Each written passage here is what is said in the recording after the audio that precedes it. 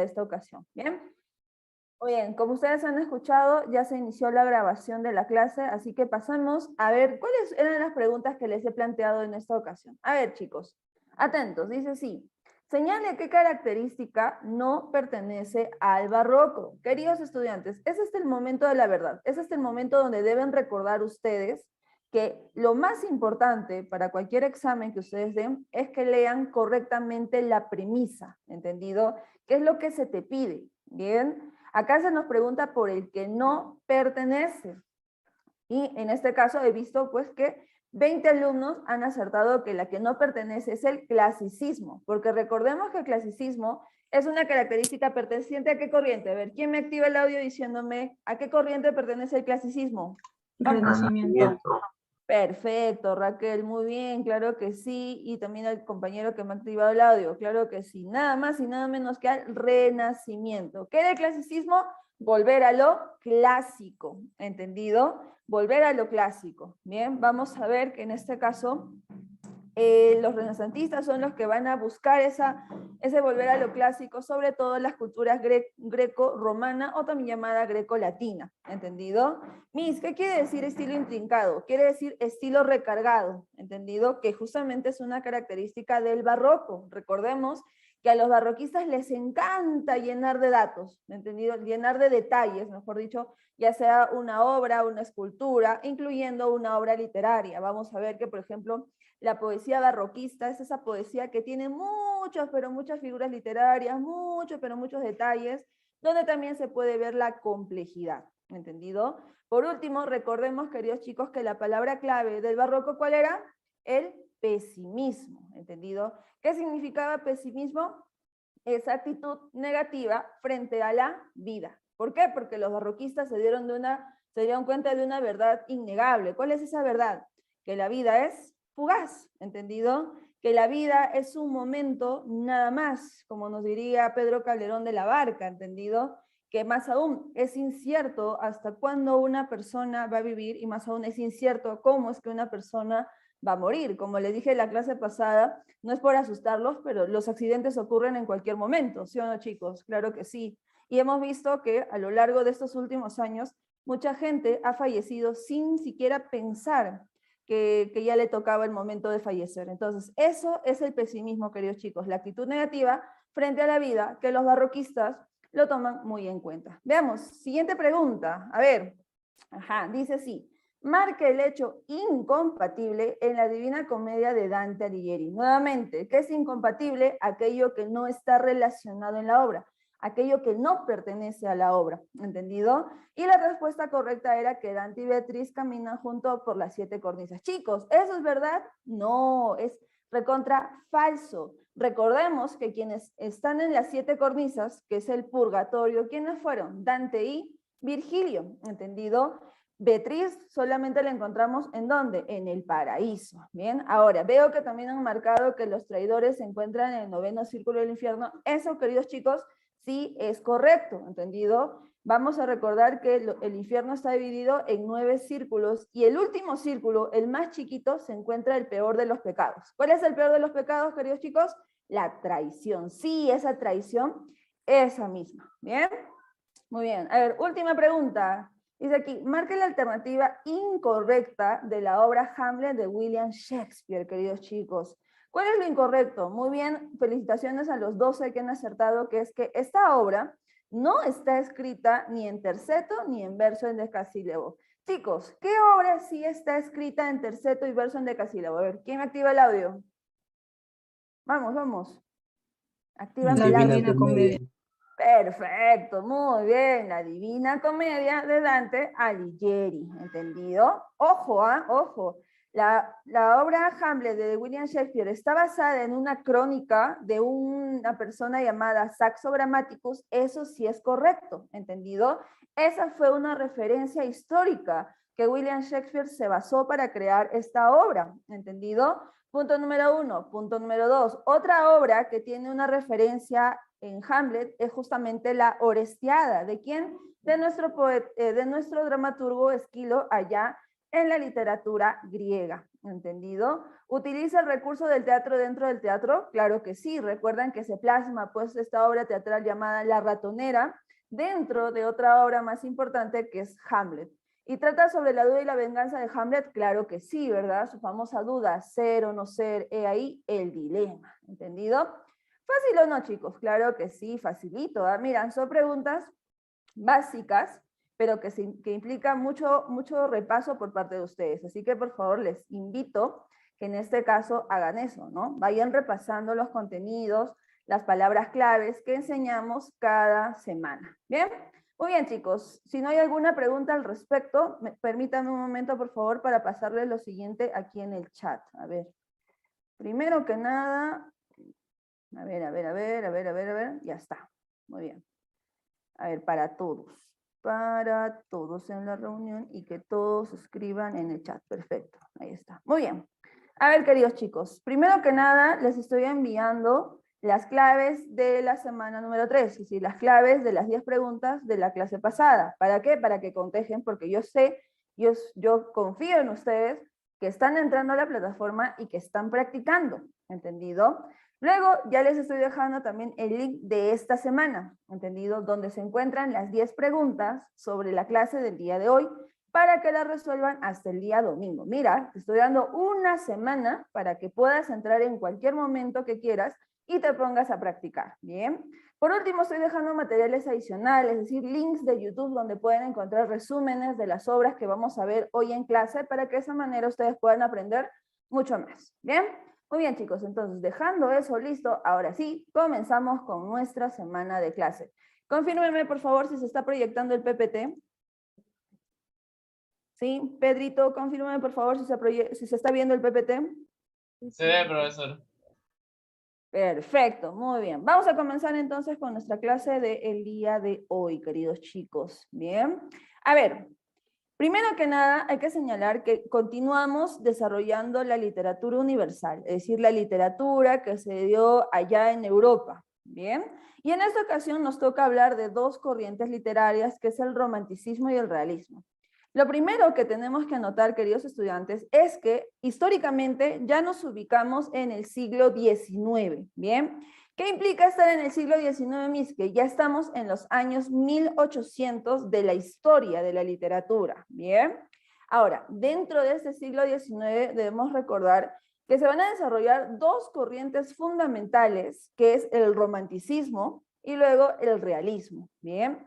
Ahora, como segundo dato importante que también debemos anotar, queridos estudiantes, es que el romanticismo se va a desarrollar, escúchalo bien, en la primera mitad del siglo XIX, es decir, entre los años 1800 a 1850, ¿entendido? Y luego vamos a ver que el realismo nace en la segunda mitad, es decir, de 1850 hasta los años 1900. Bien, es muy importante tener en cuenta ello porque el siglo pasado vino una pregunta al respecto de la periodificación de estas dos corrientes literarias. Bien, así que aquí está, aquí lo estamos enseñando, ¿entendido? Muy bien, comencemos entonces con la primera, que es el romanticismo, queridos chicos, que como te repito, se va a dar en la primera mitad de estos años 1800, ¿bien? Pregunta, queridos chicos, bueno, primero que nada, anoten por favor que la palabra clave de este romanticismo es nada más y nada menos que la subjetividad. Repito, palabra clave del romanticismo es la subjetividad. Ajá. Recordando entonces semana 1 de clase, queridos chicos. ¿Quién me dice, por favor, qué significaba la subjetividad? A ver, ¿quién me activa el audio, por favor? Los sentimientos sobresalen sobre la razón. Perfecto, Raquel, claro que sí. Recordemos, queridos chicos, que la subjetividad se refiere a que la pasión, los sentimientos, las emociones van a estar por sobre la razón, ¿entendido? Recuerden, por favor, que el romanticismo es esta corriente donde priman las emociones, priman los sentimientos, ¿entendido? Y ojo, todo tipo de sentimientos, ¿bien? Y la razón, ¿qué pasa con la parte racional? Pues se queda de lado, no se toma en cuenta, ¿entendido? Este romanticismo, como estás viendo aquí la banderita, nació nada más y nada menos ¿en dónde? En Alemania, pues chicos, ¿por qué? Porque en Alemania se fundó un grupo de jóvenes, ya, que formaron un movimiento literario llamado Sturm und Drang, ¿entendido? Que justamente significa tormenta y pasión. ¿Por qué, Miss? ¿Qué sucedió? ¿Por qué se formó este movimiento literario? Lo que pasa es que este movimiento nace más que nada para oponerse a la corriente que estaba antes del romanticismo, que era el neoclasicismo. ¿Qué sucedió? Sucedió que el neoclasicismo era una corriente muy estricta, era una corriente muy reglamentaria, ¿entendido? Donde el neoclasicismo, en esta parte estricta y reglamentaria, pues proponía que la literatura debía tener reglas para poder escribir, reglas para poder crear una obra literaria, ¿no? Reglas en la forma, en el contenido y todo lo demás. Por eso es que el movimiento Sturm und Drang nace para ir en contra del neoclasicismo, señalando pues que la literatura es libre, que la literatura en este caso no debe ser tan encasillada ni tan cuadriculada, sino que debe ser una literatura que permita a cualquier tipo de autor crear cualquier tipo de obra sin ningún tipo de restricción. Por eso el Sturm und Drang, como bien dice su título, ¿no? Es una tormenta y una pasión. ¿Por qué? Porque ellos son un grupo de jóvenes abayazadores de lo que está sucediendo en esa época allá en Alemania.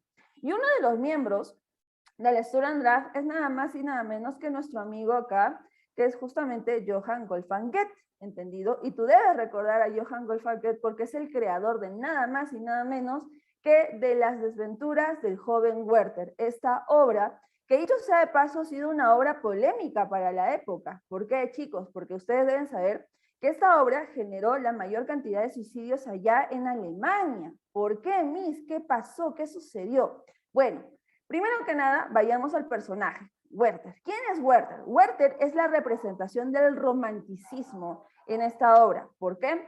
Porque Werther es una persona muy, pero muy subjetiva, es decir, es una persona que prima en su ser los sentimientos, las emociones, más que la razón. Y eso lo podemos ver en las cartas que Werther le escribe a su amigo Guillermo, ¿entendido? En esas cartas, por ejemplo, él describe el lugar donde está viviendo, la naturaleza tan hermosa que él señala, y sobre todo, él describe de forma muy, pero muy idealista ¿a quién? A ella. ¿Quién es ella? Pues nada más y nada menos que su amada Charlotte, ¿entendido? ¿Qué sucede? Sucede que Werther está enamorado de Charlotte, ¿bien? Y como te repito, la idealiza tanto, la describe con una belleza incomparable, una mujer tan hermosa y muchas cosas más, ¿ya? Pero lo que sucede es que también dentro de las cartas nos enteramos que Werther sufre de amor. ¿Por qué? Porque Charlotte ya está comprometida con otro. ¿Y quién es el otro? Albert, ¿entendido? Y ese compromiso ya está justamente pactado para un matrimonio. ¿Qué sucede con Werther? Sucede que a pesar de que ama a Charlotte, pues vamos a ver que sus sentimientos van a embargarle mucho más, a tal punto de sentir que sin ella no puede vivir. Y por tanto, ¿qué hizo Werther? Pues decidió suicidarse. ¿Cómo? Pues tirándose un balazo en el cerebro a vísperas de Navidad. O sea, fíjate cómo es que los sentimientos pueden llegar a determinar a una persona, justamente a acabar con su vida, si es que su amada, en este caso que es de Charlotte, no le correspondía. Entonces, claramente vemos en Werther este grado de subjetividad, este grado de pasión sobre la razón. Ahora, ¿y eso qué generó? Bueno, sucede que los jóvenes de esta época, pues, cuando leían Werther, se sintieron que eran como Werther, ¿no? Sufriendo de amor y toda la cosa. ¿Y qué hicieron estos jóvenes? Pues hicieron lo mismo que el personaje principal. ¿Qué cosa? Suicidarse.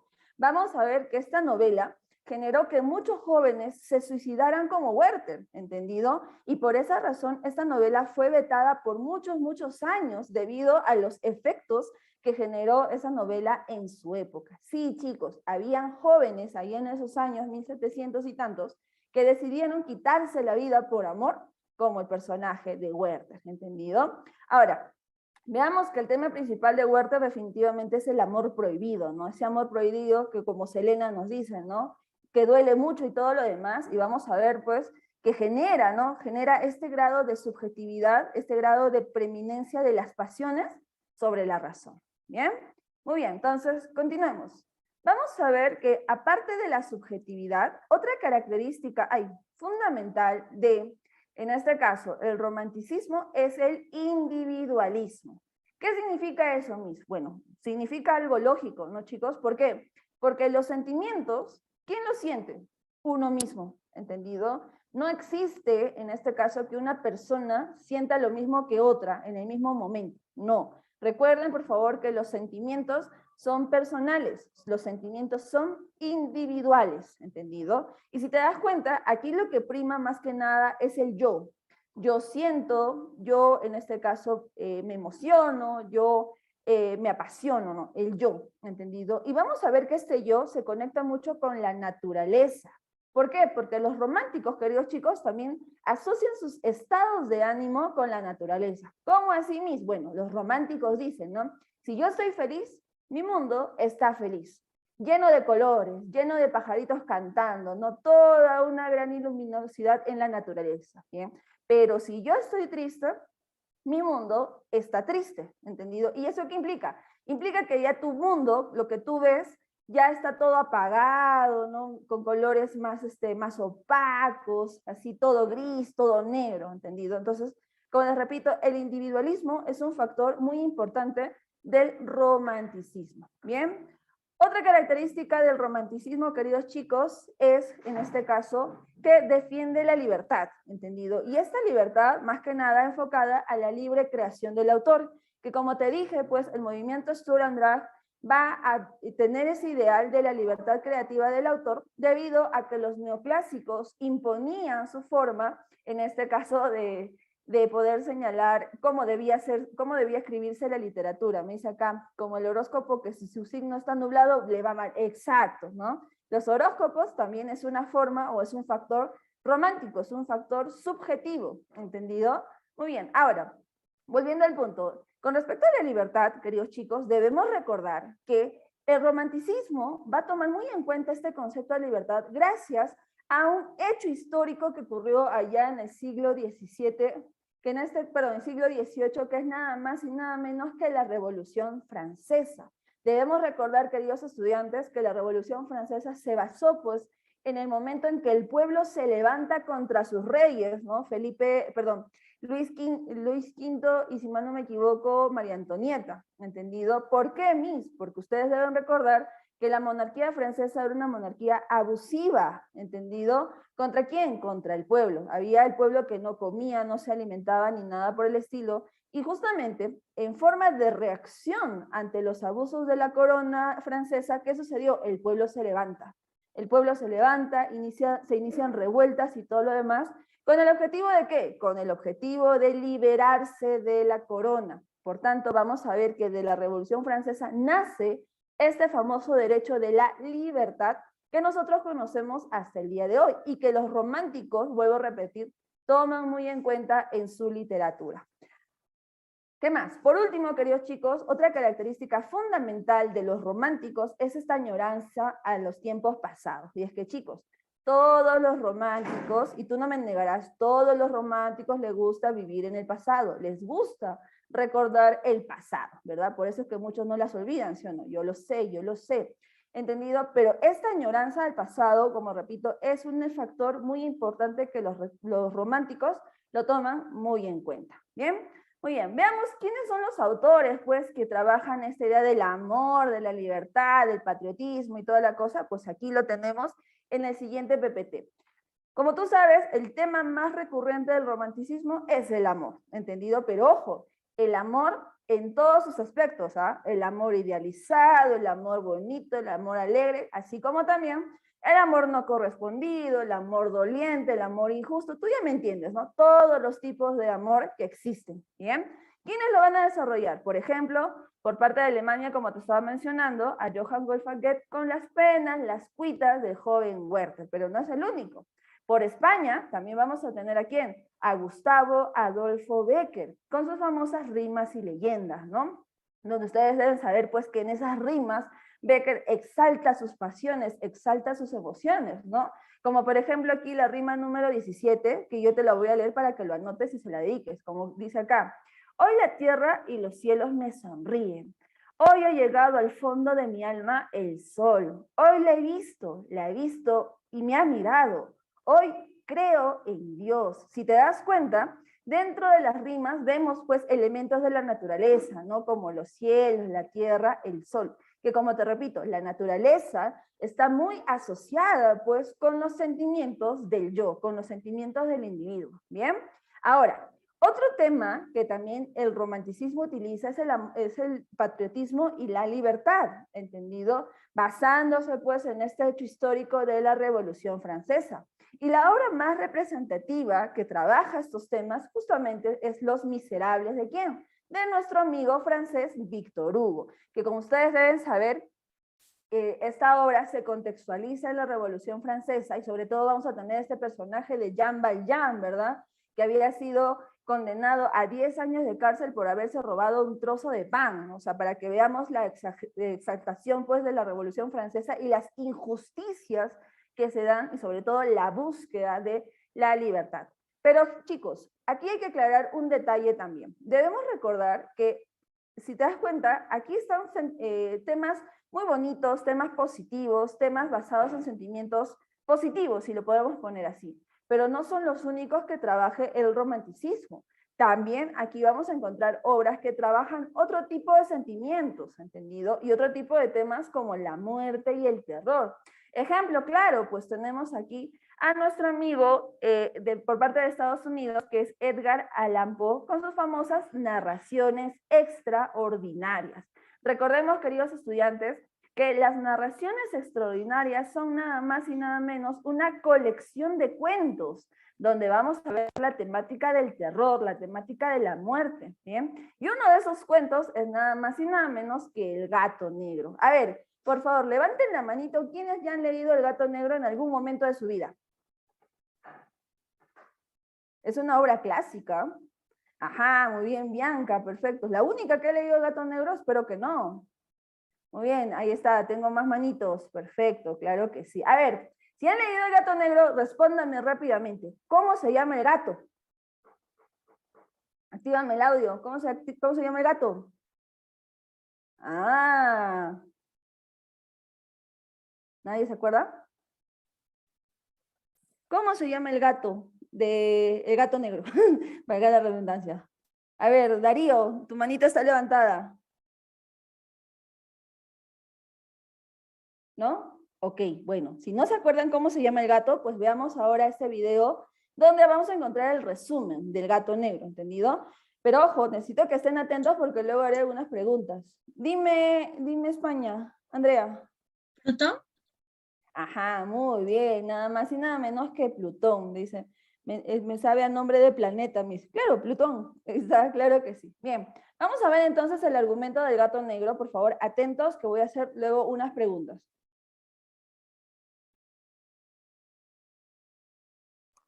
Ajá, muy bien chicos. A ver, consulta. ¿Qué te provocó al momento de leer o ver, en este caso, la situación de del pobre gato? Trauma, me dice acá. Ok, válida, respuesta válida, muy bien. A ver, ¿qué más? Trauma por 2, me dice. Perfecto. ¿Pero qué más te provocó? ¿Nada? ¿Alegría? ¿Felicidad? No creo, ¿no? Traumada por ¿Qué nos vida. provocó? Escalofríos. Ya, muy bien, escalofríos. Pedro, ¿me estabas diciendo? Ironía. Es muy Ironía. irónico el final. No sé por qué. Ok, ya, interesante respuesta. Bianca me dice temor, me dice. Perfecto, muy bien. ¿Qué más? ¿Qué más te ha provocado cuando has visto esta historia del gato negro? Temor, trauma, ironía, El intriga. hombre estaba muy obsesionado con los gatos. Ya, Por el perfecto. trauma que tuvo. Algo así. Perfecto, ya. Muy bien, interesante respuesta. Perfecto. Chicos, ¿qué cosa es la intriga? ¿Qué cosa es el temor? ¿Qué cosa es la ansiedad, el miedo que se ha producido al ver esta obra? ¿Qué cosas son?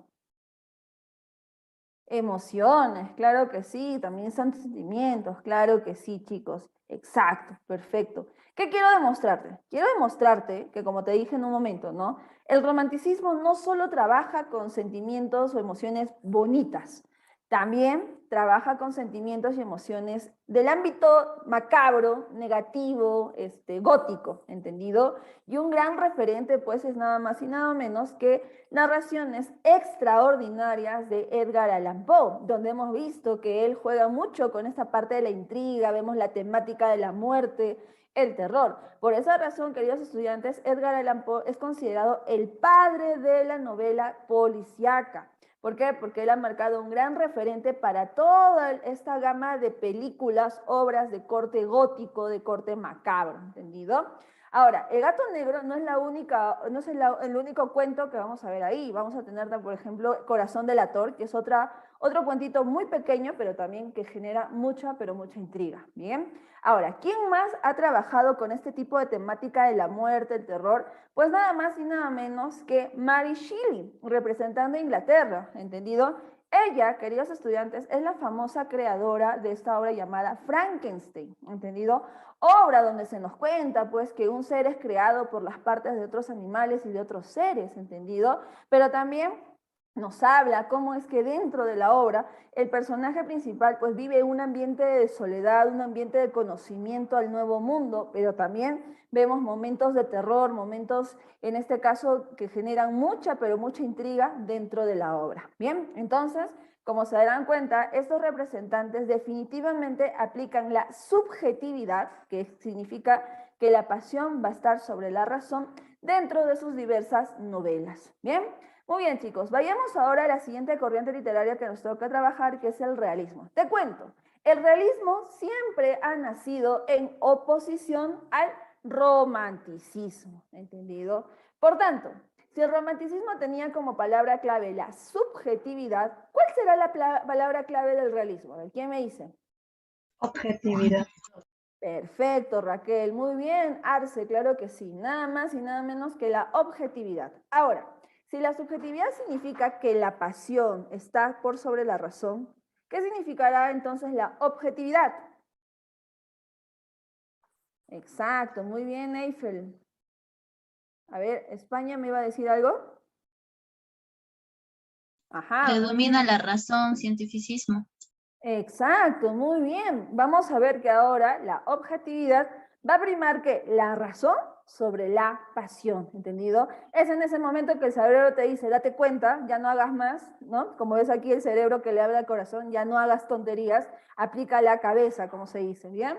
Vamos a ver entonces que el realismo, queridos chicos, va a jugar con eso, ¿no? Que ahora las ideas que se transmitan en esta época, pues van a ser mucho más racionales, mucho más pensadas, que simplemente dejándose llevar por los sentimientos. El lugar donde nace el realismo es nada más y nada menos que en Francia, queridos chicos, ¿bien? Y nace justamente en este contexto de la primera revolución industrial. Como bien me dijo nuestra compañera España, al predominar la razón, vamos a ver también que se va a aplicar este famoso método científico que nosotros conocemos hasta el día de hoy, ¿no? ¿Para qué sirve el método científico, Miss? Sirve más que nada para corroborar los datos, ¿entendido? Para que la información que tú tengas no sea una información subjetiva, sino sea una información real, objetiva, ¿entendido? Recuerden, queridos chicos, que las especulaciones, las mentiras, las intrigas, los chismes son fáciles de poder llegar a la sociedad, pero por eso el método científico lo que hace es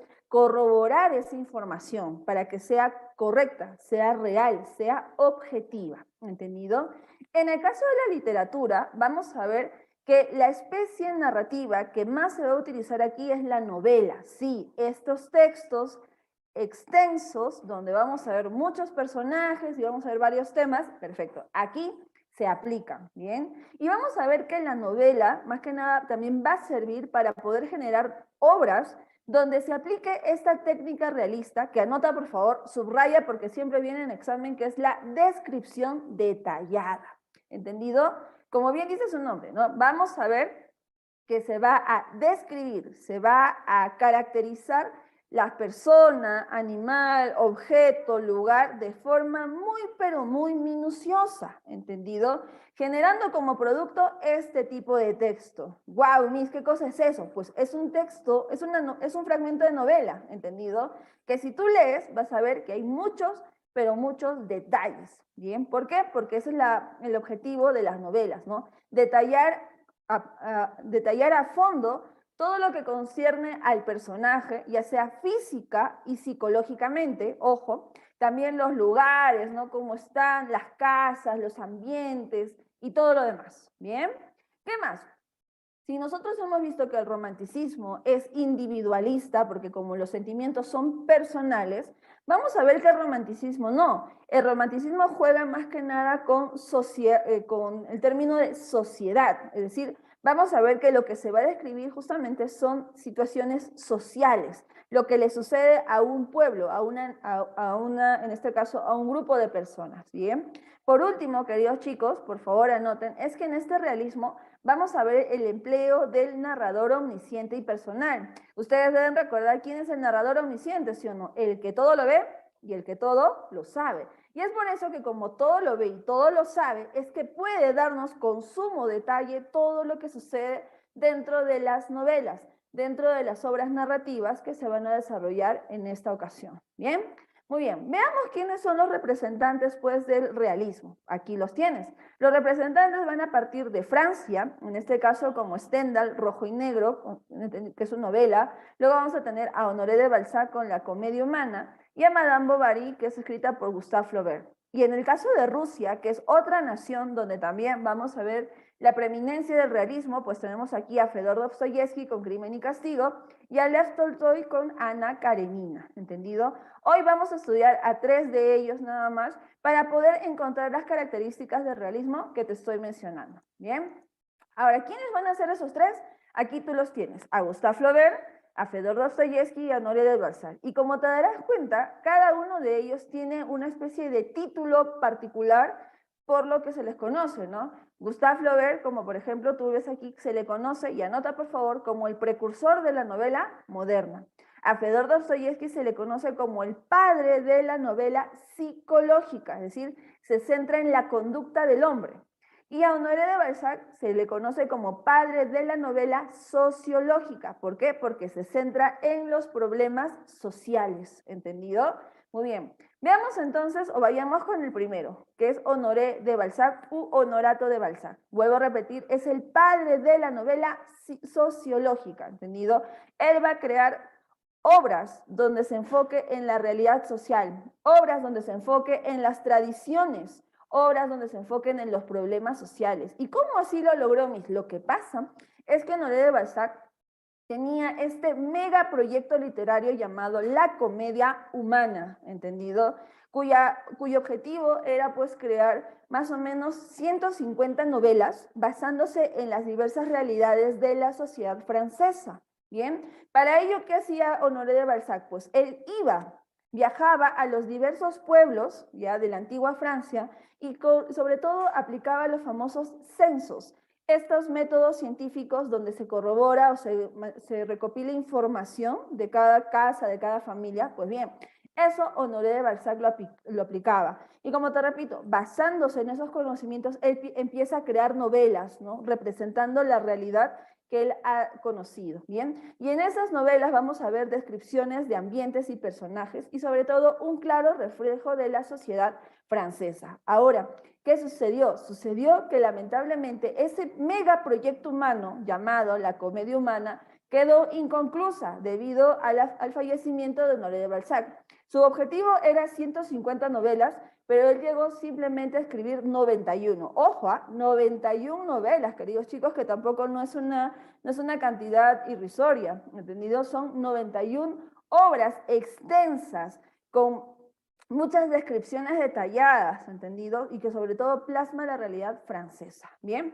Una de esas obras que contiene La Comedia Humana es nada más y nada menos que Eugenia Grandet, que nos toca trabajar el día de hoy, ¿bien? Vayamos entonces al argumento de Eugenia Grandet. Primero que nada, vayamos al personaje. ¿Quién es Eugenia? Eugenia es una chiquilla de 15 años nada más, que es muy noble, es muy ingenua, ¿entendido? Muy bondadosa.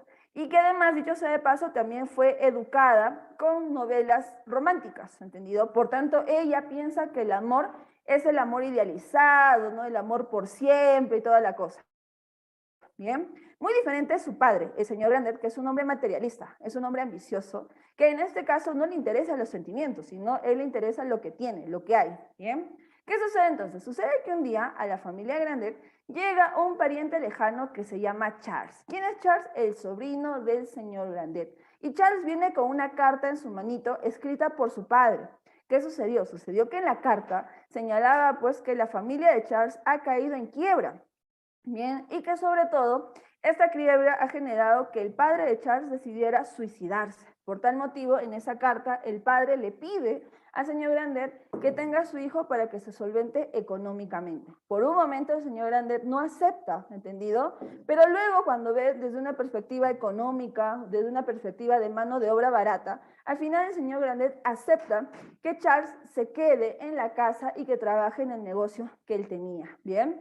Ahora, ¿qué va a pasar más adelante? Va a pasar que entre Charles y Eugenia, que son primos, vamos a ver que hay una especie de conexión por ahí, porque hay miraditas por aquí, miraditas por allá, risitas por aquí, risitas por allá, a tal punto que vamos a ver que Charles y Eugenia se enamoran. Pero ojo, queridos estudiantes, Charles sí siente mucha atracción por su prima Eugenia, pero simplemente es eso, atracción. En cambio, Eugenia no. Eugenia siente amor por Charles, ¿entendido? Ya ella ya se proyectó con él, ¿no? Ya se casaron, ya tienen hijos, ya tienen una casa, ya vivieron felices por siempre. Entonces vemos que ahí los sentimientos no son compartidos. Luego, ¿qué sucede, Luz? Luego sucede que el señor Grandet se entera pues de esta situación que hay entre los primos y él que decide que Charles se vaya a trabajar a las Indias, ¿entendido? Para que de esa manera se rompa ese vínculo, ¿bien? ¿Qué sucede más adelante? Pues sucede que Charles se va y Eugenia queda destrozada por esta separación. Pero, ¿qué sucede? Sucede que Eugenia le promete a Charles que ella lo va a esperar, que ella en este caso no se va a casar con nadie y simplemente va a esperar a Charles para que finalmente se case junto con él. Y así se da. Charles se va, se aleja y Eugenia pues cumple con su palabra porque el señor Grandet constantemente le trae pretendientes a Eugenia para que finalmente se comprometa y se case. Y ella, cumpliendo su palabra, pues no acepta casarse con absolutamente nadie. Pero lo que no sabe Eugenia, queridos estudiantes, es que Charles ya había vuelto ya hace ratos. Y que peor aún, Charles había vuelto para comprometerse con otra. ¿Quién es la otra? La señorita Dubrión. Es en ese momento que Eugenia sintió terror. ¿Por qué? Porque Eugenia se dio cuenta que su amado finalmente la traicionó. Y por eso es que Eugenia cambia rotundamente su forma de pensar. Vamos a ver que esa parte del amor idealizado, el amor por siempre ya lo deja por un lado y ahora se va a enfocar simplemente en su cabeza, en su razonamiento, ¿entendido? Y una forma de venganza es que Eugenia decide comprometerse, ahora sí. Pero ¿cuál es el problema? El problema es que ya no hay pretendientes, pues todos ya se fueron. Y el único que le queda, ¿quién es? Un hombre viejito llamado el señor Bonfons, que dicho sea de paso, es un hombre que hace poco había enviudado y que ahora solamente quiere una mujer que le ayude, pues en este caso, que le ayude en su forma de atención hasta los últimos días de su vida. Entonces Eugenia se dice pues a nada y finalmente acepta casarse con el señor Bonfons, pero eso sí, no va a permitir que el matrimonio se consuma, así que nada de nada, ¿bien? Así que se da el matrimonio y vamos a ver que poco tiempo después Eugenia se vuelve viuda, pero una viuda con plata, ¿entendido? Y ella, en vez de pensar nuevamente en el amor, no, ella no quiere absolutamente nada de ello y simplemente quiere dedicar o invertir ese dinero que ganó por su viudez en obras de caridad, sobre todo en escuelas donde se enseñe pues a aplicar más la cabecita, la razón, la información real, objetiva, que los sentimientos, como ella fue criada mediante las novelas románticas. Por tanto, en Eugenia Grandet, queridos estudiantes, vamos a ver este cambio del romanticismo, de la subjetividad, ¿a qué? Al realismo y la objetividad. ¿Bien? Muy bien. Ahora, otro representante muy importante es nada más y nada menos que Gustave Flaubert, que como bien te he mencionado, es considerado el precursor de la novela moderna. ¿Por qué, Miss? ¿Por qué precursor de la novela moderna? Es que él va a sentar las bases, va a ser el iniciador de un estilo nuevo de escribir una novela, ¿entendido? ¿Cómo es ese estilo, Miss? Más que nada va a aplicar una perfección una perfección formal dentro de las novelas, ¿entendido? Vamos a ver que él va a aplicar diferentes técnicas narrativas, algo que definitivamente genere que la obra esté bien redactada con un lenguaje bien pulido. Como ustedes saben, una de las novelas más importantes de Gustave Flaubert es nada más y nada menos Madame Bovary. Obra, queridos estudiantes, donde vamos a ver que él llegó a estar enjuiciado debido a la novela que ha escrito. ¿Por qué, Miss? Porque obviamente la sociedad se fue contra él cuando señala pues que las mujeres somos infieles, cosa que le doy la razón a la sociedad, ¿no? Porque ninguno de nosotros somos infieles, ¿sí o no, chicas? Claro que no. Pero Gustave Flaubert, si escribió esa novela, fue para plasmar otra cosa, que lo vamos a ver dentro del personaje. Así que vayamos a ver primero el argumento de Madame Bovary para luego explicar cuál era el objetivo real del autor. ¿Bien? Como tú sabes, Madame Bovary es nada más y nada menos que una chiquilla también de 15 años llamada Emma Renault, ¿entendido? Que al igual que Eugenia Grandet, Emma Renault también fue criada con novelas románticas, fue criada con esta idea de que la meta de toda mujer era casarse nada más, ¿entendido? Para esa época, queridas chicas, eso era el único objetivo de toda mujer y esa era la búsqueda de todas las mujeres de la época. Si han visto Bridgerton, va por ese mismo objetivo, ¿no? Que las mujeres sí o sí se desesperaban por tener que casarse, ya que ese era el único objetivo que la sociedad le imponía a las mujeres de esa época, ¿bien? Por eso es que Emma Renault, cuando se compromete con Charles Bovary, que en este caso ya era un médico que había enviudado hace poco, vamos a ver que ella piensa que finalmente va a lograr esa meta, ¿no? De casarse. ¿Qué sucede entonces? Sucede que finalmente se da la boda, Emma muy ilusionada con el matrimonio, con su marido, está feliz y contenta, pero luego se da cuenta que ha sido todo una mentira, una simple y vil mentira. ¿Por qué? Porque Charles, primero que nada, es un hombre frío, es un hombre insensible, es un hombre que no le da cariñitos a Emma, ¿entendido? Y luego ella poco a poco se da cuenta que el rol de la mujer casada al final es una farsa. ¿Por qué? Porque ella se da cuenta que lo que le dijeron, pues al final es una mentira, ya que está viviendo un matrimonio infeliz. Bien, pero a pesar de ello, pues vamos a ver que nace la primera hija de estos, que es Berta. ¿Qué sucede luego? Sucede que Charles y Emma se mudan a otro pueblo que se llama Yonville, donde Charles va a tener el apoyo de un joven estudiante de Derecho llamado León Dupuis. ¿Para qué? Para que de esa manera pueda solventar la cantidad de personas que piden pues atenciones médicas. Pero lo que no se da cuenta Charles es que entre León Dupuis y Emma va a haber una especie de relación, una especie de conectividad, nuevamente, miraditas por aquí, risitas por allá, cartitas de amor por ahí. ¿Qué sucede? Sucede que León Dupuis y Emma Renault se han enamorado, pero León Dupuis se da cuenta de algo, se da cuenta que ese amor es imposible porque Emma está casada. Y obviamente para esa época, que una mujer deje a su marido, su familia, es totalmente un pecado. Por eso es que León Dupuis, para no afectar al matrimonio de Emma Renault, ¿qué decide? Decide irse, se va, ¿entendido? Pero esta lejanía va a generar en Emma mucho dolor, un dolor que como todas mujeres que hacemos, pues nos levantamos de ese dolor y cambiamos. Por eso es que vamos a ver que Emma cambia totalmente su forma de ser. Vamos a ver que ahora pues se va a vestir con las mejores telas, se va a maquillar, va a ser una mujer mucho más atractiva, que todo el pueblo de Yonville, sobre todo los varones, se da cuenta. Y uno de ellos, ¿quién es? Un hacendado llamado Rodolfo Boulanger, ¿entendido? Que cuando conoce a esta sofisticada Emma Renault, pues se queda maravillado con ella, a tal punto de pensar en conquistarla. Pero ojo, no la conquista por amor, sino simplemente la conquista por el mero gusto, ¿entendido? ¿Por qué? Porque Rodolfo Boulanger es un mujeriego, es un hombre que le gusta jugar con muchas mujeres simplemente para tener su lista de mujeres conquistadas.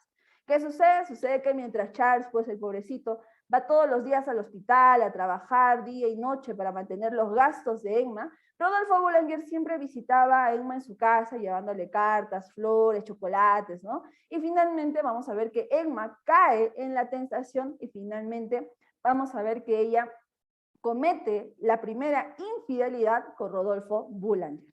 Vamos a ver en este caso que Emma no solamente es infiel, sino que ella se obsesiona con Rodolfo Boulanger a tal punto de que finalmente vivan su amor lejos de Yonville, ¿entendido? Por eso es que Emma le propone a Rodolfo que huyan, se escapen de ese lugar. A lo que Rodolfo le dice que no, le dice que en este caso él jamás huiría con una mujer casada. Así que para evitar más conflictos, pues Rodolfo, ¿qué hace? También se va.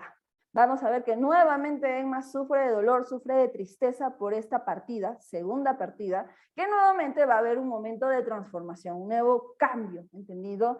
Donde vamos a ver que ahora Enma es mucho más insensible, una mujer mucho más fría, es una mujer que en este caso ya no le importa el amor ni de su marido ni de otra persona. Y por coincidencia de la vida, queridos chicos, vamos a ver que Enma se encuentra ¿con quién? Se encuentra con León Dupuis, que cuando León Dupuis se da cuenta del cambio de Enma, nuevamente cae muy enamorado de ella y ¡fa! Sucede que se da la segunda infidelidad, ¿entendido? Pero esta segunda infidelidad es mucho más tóxica que la primera, porque al final León Dupuis se da cuenta de la insensibilidad de Emma, y ¿qué decide?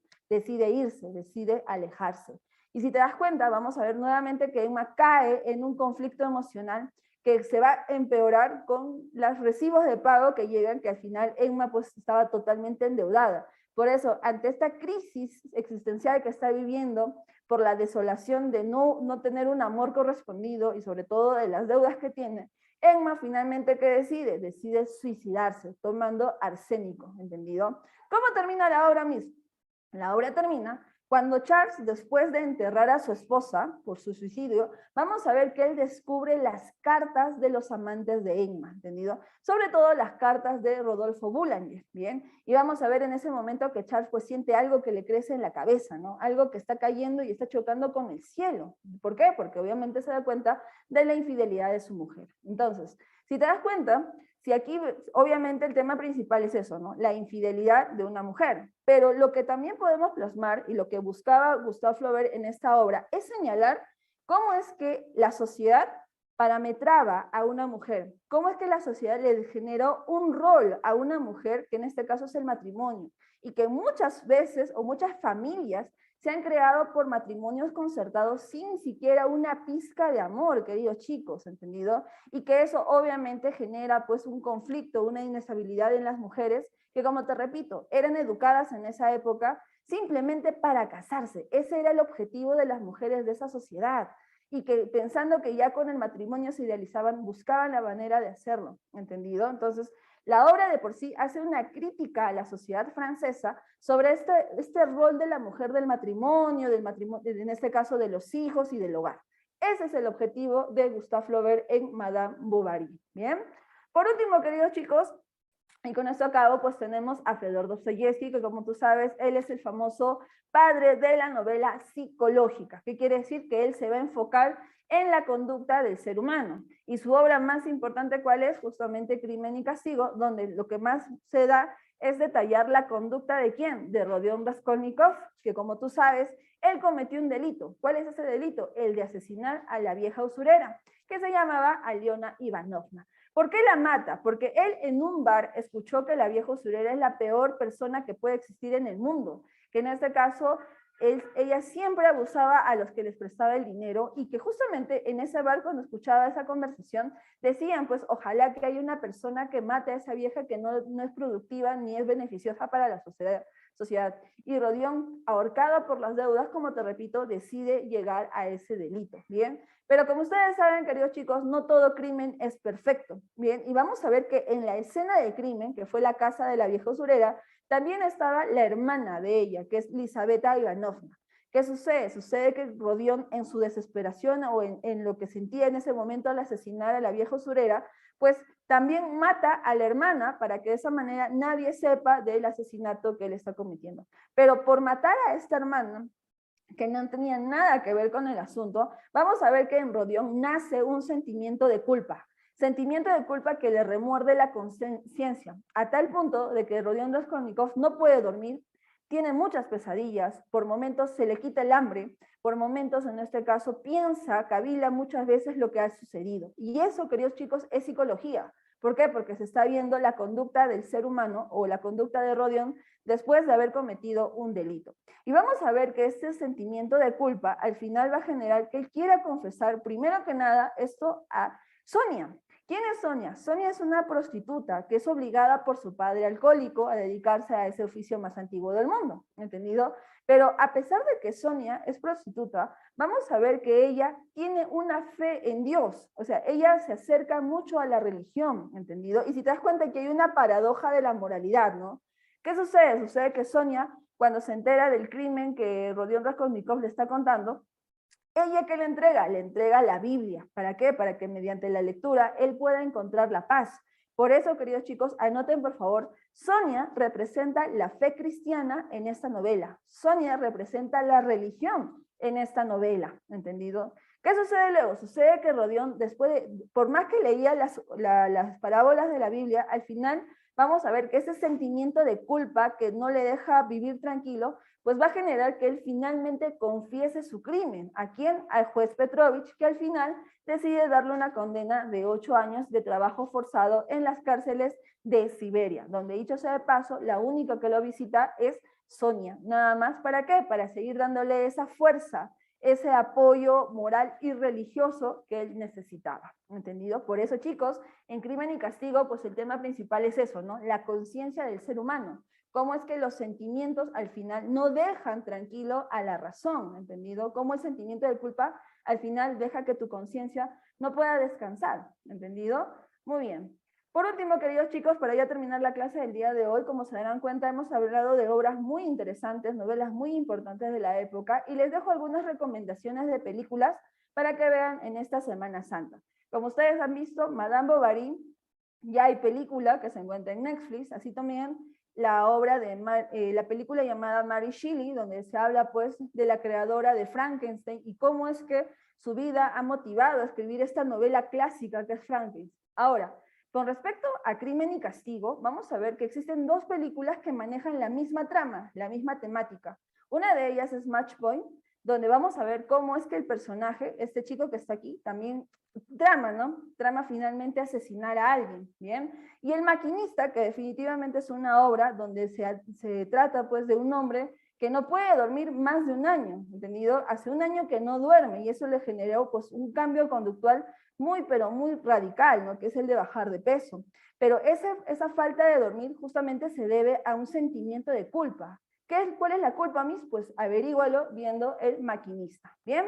Muy bien, chicos, entonces eso sería todo el día de hoy. Espero que les haya gustado mucho la clase y que por favor vean las películas que les estoy recomendando, ¿ah? Porque les va a interesar y les va a gustar mucho, ¿bien? Bueno, primero que nada voy a finalizar la clase del día de hoy.